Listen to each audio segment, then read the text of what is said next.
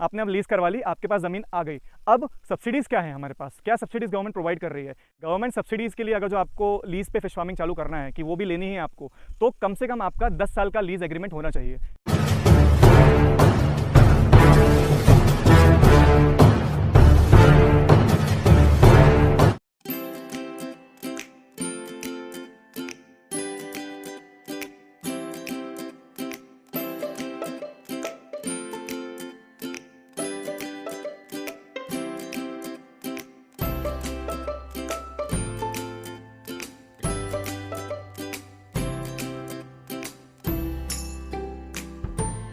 Fish farming करने के लिए चाहिए रहती है ज़मीन। कई लोगों के पास ज़मीन है, कई लोगों के पास नहीं है। तो ये डिमांड आ रही थी कि ज़मीन नहीं है, लीज़ पे लेके हम लोग कैसे स्टार्ट करें। ये जो फार्म आपको दिख रहा है, ये वाला फार्म भी जो मैंने अभी नया कतला का नर्सरी यहाँ पे कर रहा हूँ मैं, तो ये भी जो है लीज़ पे ही ये ज़मीन ली गई है। तो किस तरीके से लीज़ पे लिया जाए, इवन गवर्नमेंट सब्सिडीज़ कैसे ली जाए लीज़ की ज़मीन पे, तो ये काफ़ी दिनों से सवाल आ रहे थे। तो ये वीडियो मैं इसलिए लेके आया हूँ। मेरा नाम रोहित मिश्रा है, मैं एक fish farming business coach, project planner और टेक्निकल एक्सपर्ट हूँ।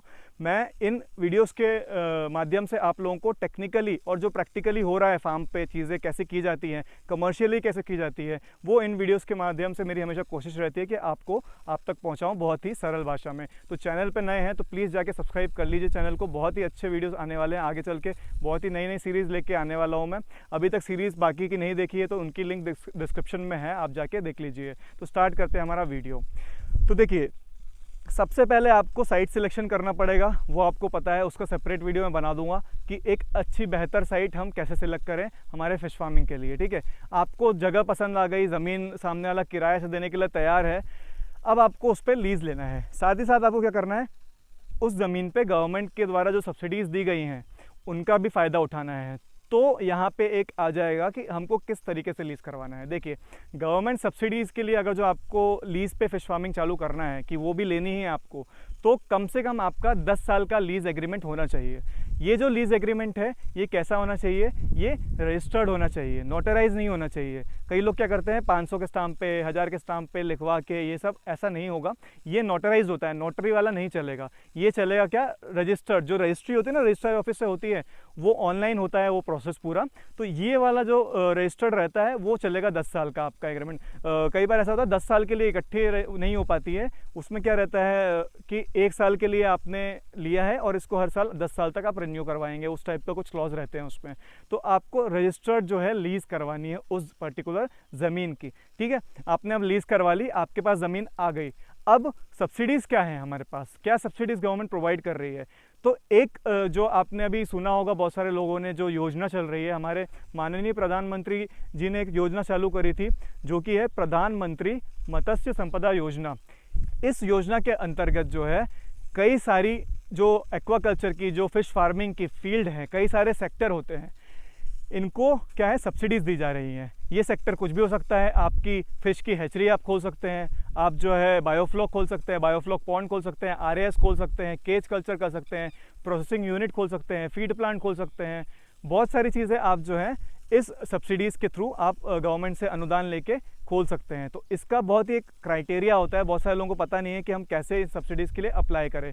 तो सबसे पहली चीज़ जो होती है इन सब्सिडीज़ में अप्लाई करने के लिए, वो आपको लगती है ज़मीन। आपकी खुद की ज़मीन है, जैसे आपको एक फ़ाइल तैयार करनी पड़ेगी। ये फ़ाइल आपको जो आपका ज़िले में फिशरीज़ ऑफिस है, उस ऑफिस में आपको ADF, assistant director of fisheries को सबमिट करनी पड़ेगी। तो इस फाइल में आपको क्या क्या चीज़ें लगानी है वो मैं आपको एक एक करके बताता हूँ। सबसे पहला जो है वो है आपका, या तो आपकी खुद की ज़मीन है तो आपका खसरा खतूनी जो होती है, अगर जो लीज़ की है तो जो हमने रजिस्टर्ड लीज़ करवाई है ना, वो आपको लगाना पड़ेगा, पहली चीज़। दूसरा, आपको एक शपथ पत्र बनाना पड़ेगा, शपथ पत्र एफिडेविट। उसमें क्या लिखा रहेगा, मैं आपको वैसे सैंपल इसका भेज दूंगा, आप मुझे व्हाट्सएप कीजिए इस नंबर पे, मैं सैंपल भेज दूंगा किस तरीके का होता है ये। तो उसमें हमको क्या लिखना रहेगा कि हम इस योजना को, जो गवर्नमेंट जो भी आप योजना ले रहे हैं, हम इस योजना का लाभ उठाना चाहते हैं हमारी इस ज़मीन पे जो कि इस जगह पे स्थित है। इस योजना के अंतर्गत हम ये काम करना चाहते हैं, जैसे आप हैचरी खोलना चाहते हैं तो इस योजना के अंतर्गत हम हैचरी का निर्माण करवाना चाहते हैं, जिसके लिए सरकार हमें अनुदान प्रदान करे। और मैं ये घोषित करता हूँ, ये बहुत ज़रूरी है, मैं ये घोषित करता हूँ कि अगर जो मैंने ये जो प्लांट है, ये जो प्रोजेक्ट मैं सरकार से सब्सिडी ले रहा हूँ, इसे मैंने अगर जो 7 मतलब 7 ईयर्स तक अगर जो मैंने नहीं चलाया इसे लगातार, तो मैं जो सब्सिडी ले रहा हूँ उसका 12% ब्याज सहित मैं गवर्नमेंट को वापस करूँगा। तो इसलिए बहुत ही ध्यान से इस चीज़ को आप फिलअप कीजिए, क्योंकि अगर जो आप केवल सब्सिडी लेने के लिए कभी काम नहीं करना है। हमें सब्सिडी कितनी मिलती है, 2 लाख 5 लाख 10 लाख आपको लेके उसको क्या करेंगे, 1 साल में 2 साल में ख़त्म हो जाएगा।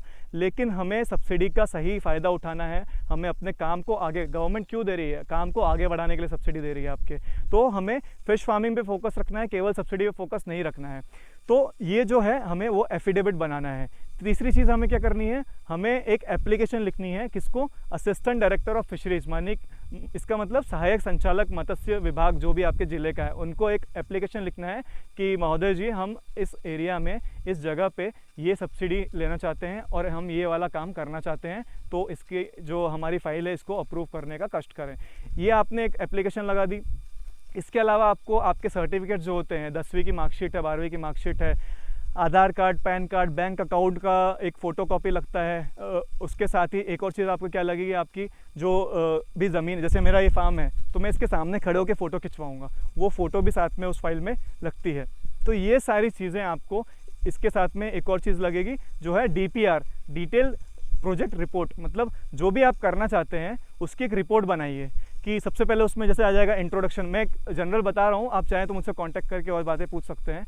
एक जनरल इंट्रोडक्शन आ जाएगा, जैसे कि सबसे पहले आ गया इस फील्ड के बारे में कि फ़िश फार्मिंग इंडिया में बहुत टाइम से हो रही है, तो ये एक इंट्रोडक्शन आ गया। आपकी प्रोफाइल क्या है, आपने कहाँ से ट्रेनिंग ली है, आपने आपको कुछ आता है इस बारे में कि नहीं आता है, इसके पहले आप क्या करते थे, वो प्रोफाइल आ जाएगी। फिर उस पर्टिकुलर प्रोजेक्ट के बारे में, जैसे बायोफ्लॉक पॉइंट के बारे में कर रहे हैं तो बायोफ्लॉक पॉइंट के बारे में कि हमको इतना पैसा यहाँ लगेगा, इतना पैसा यहाँ लगेगा, ये सब चीज़ें आपको उसमें मेंशन करनी है। ज़्यादा घबराने की ज़रूरत नहीं है। आप अगर जो अपने ज़िला के मछली विभाग में जाएंगे तो आपको वो जानकारी भी वहाँ मिल जाएगी। तो इन सब को हम एक फ़ाइल में क्या करेंगे, अटैच करेंगे। हम इसको काम शुरू करने से पहले, है ना, काम शुरू करने से पहले जो भी प्रोजेक्ट हमको लगाना है, हम जो है अपने फिशरीज़ डिपार्टमेंट में इसको सबमिट करेंगे। वो लोग जैसे ही उसको अप्रूव कर देते हैं कि हाँ आपका काम अप्रूव है, वो सर्वे के लिए आते हैं। एक बार अप्रूव होते ही आप अपना काम चालू कर दीजिए। जैसे ही आपका काम ख़त्म हो जाएगा तो आपको जो है सब्सिडी की राशि आपके, अगर जो आपने खुद के पैसे लगाए हैं, जो भी लगाए हैं, तो आपके खुद के खाते में आ जाएगी। अगर जो बैंक से लोन लिया है तो वो बैंक के जो है खाते में चली जाएगी। ठीक है, तो अब ये आता है कि किसको कितनी सब्सिडी मिलेगी, कितनी सब्सिडी गवर्नमेंट दे रही है इस योजना के अंतर्गत।